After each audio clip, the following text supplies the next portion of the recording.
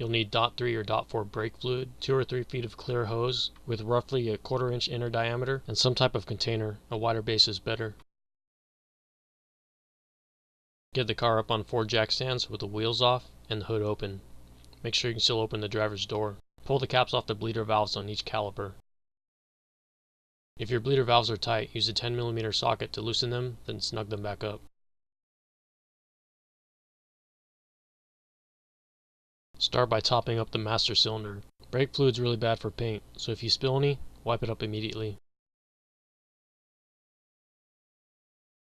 Starting at the right rear caliper, attach your hose to the bleeder valve. You want the fit to be very firm. If it's not firm enough, use a zip tie on the hose to tighten it up a bit. Your container should be filled with some used or new brake fluid, and the end of the hose should run down into the fluid. Although this should happen naturally, make sure a portion of the hose is above the bleeder valve. When you are bleeding, you want any air in the hose to rise to this point instead of going back into the caliper. Now double check your hose and open the bleeder valve just a little bit.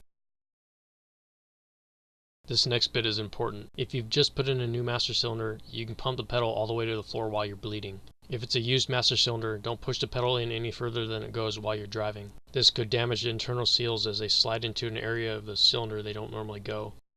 Now with the bleeder valve open, just pump the pedal and it'll force any fluid or air in the system out of that bleeder valve. After 6 or 7 pumps, go top up the master cylinder. If it runs dry, you'll pull a ton of air into the system. Here's the view from the caliper as the pedal's being pumped. If you're just trying to purge air from one of the calipers, it should only take a few pumps. To push out all the old fluid, just keep pumping until it's coming out clear. What you want to see is some fluid left on the bleeder valve end.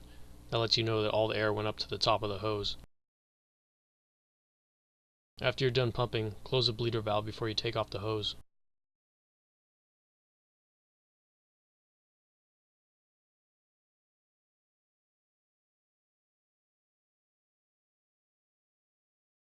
Now do the left front caliper.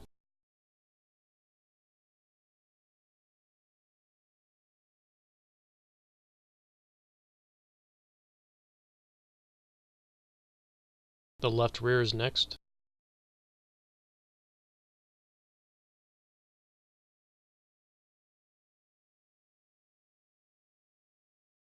Finish with the right front.